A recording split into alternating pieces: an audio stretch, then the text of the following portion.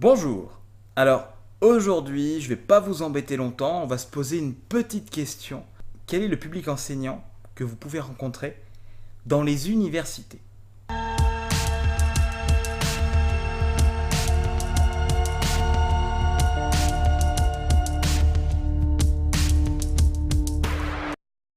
Alors, généralement, quand vous êtes à l'université, donc vous avez passé un bac et vous êtes dans un cycle d'études dit supérieur, vous pouvez rencontrer différents types d'enseignants.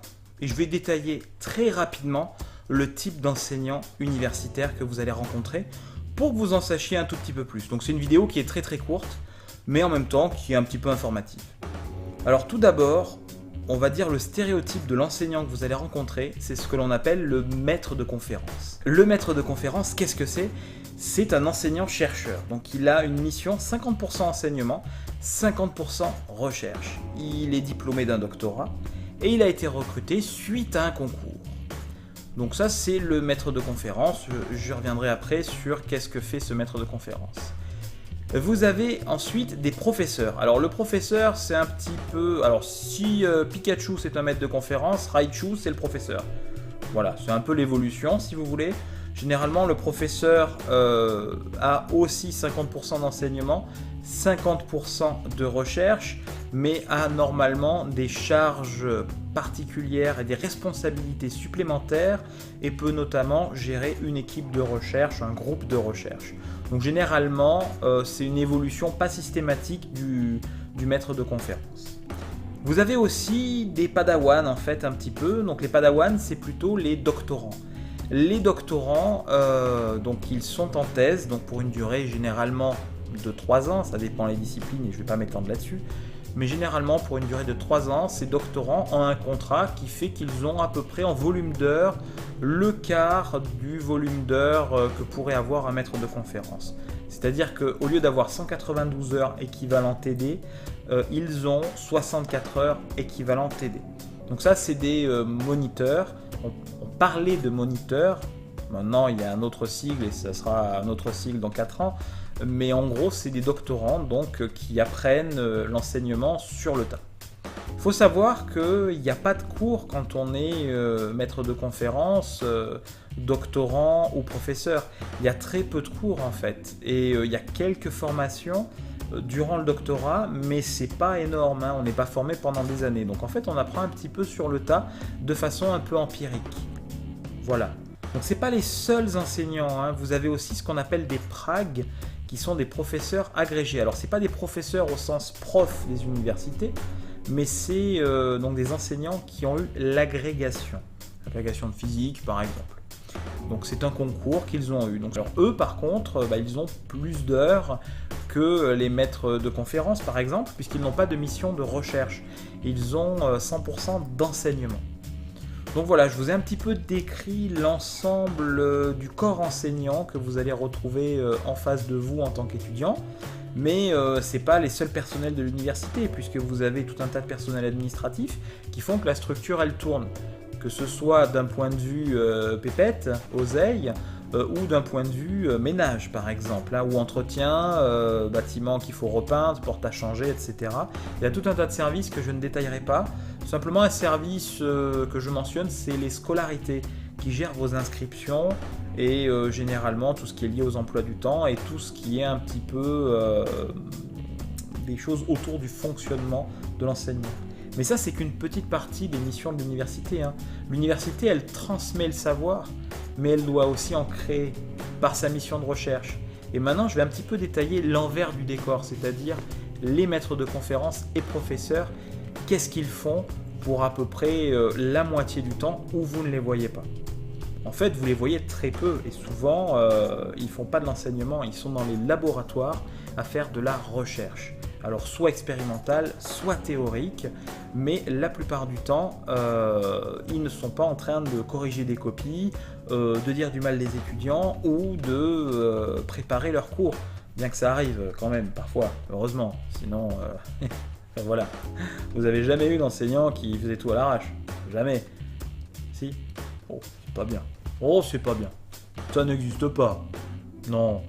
Donc, il y a une notion que j'ai oublié de préciser, c'est la notion d'équipe pédagogique. Généralement, elles sont constituées autour des unités d'enseignement.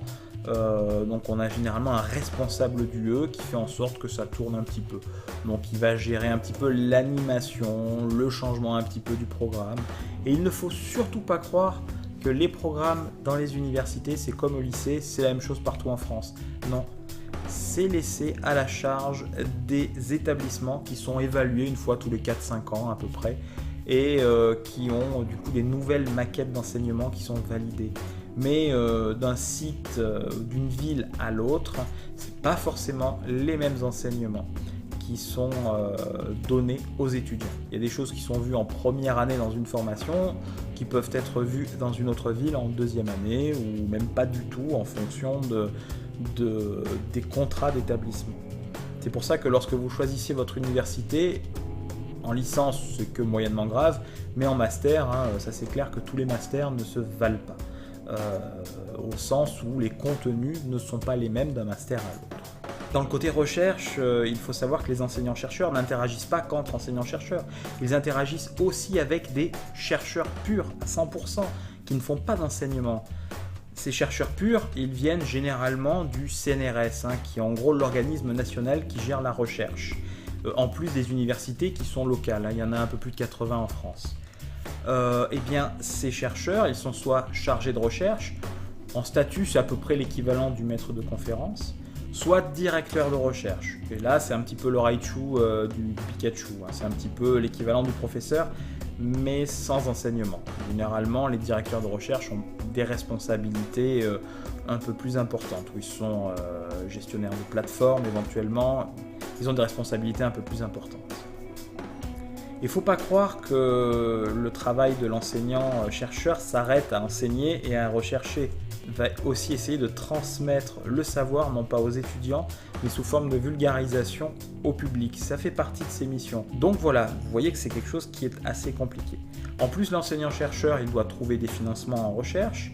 Il y a parfois des projets pédagogiques, donc en enseignement, qui sont innovants. Donc pour faire ça, il faut écrire pas mal de choses et il faut demander de l'argent, des moyens pour pouvoir faire en sorte que ces projets soient réalisés. Vous voyez en fait que l'enseignant-chercheur ne vraiment passe pas que son temps devant les étudiants et loin de là. Et une chose que je ne vous ai pas dite, c'est qu'il y a aussi la rédaction d'articles scientifiques ou de conférences scientifiques dont je vous ai déjà parlé, donc un lien vers ma vidéo ici. Eh bien ça prend aussi énormément de temps. C'est pifométrique le chiffre que je vais vous donner, mais à peu près un enseignant-chercheur doit passer à peu près 20% de son temps à faire de la rédaction autre que ses cours. C'est énorme. On passe énormément de temps devant nos ordinateurs, donc c'est pour ça qu'on porte tous des lunettes en fait. Faut pas aller chercher plus loin. Et voilà, c'est fini pour aujourd'hui. J'espère que cette petite vidéo vous a intéressé.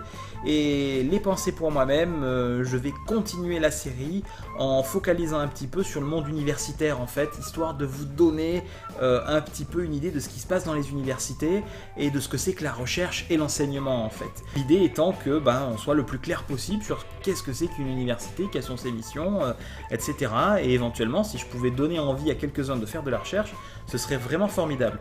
Alors si vous voulez m'écrire des questions, il n'y a aucun souci, allez-y. Ça me donnera peut-être une idée pour la prochaine vidéo dans cette catégorie, dans ce format. Donc allez-y, lâchez-vous. Et autant, c'est vous qui allez me donner l'idée de la prochaine vidéo. Donc welcome. J'ai fini avec cette vidéo, mais surtout, n'oubliez pas, restez critiques.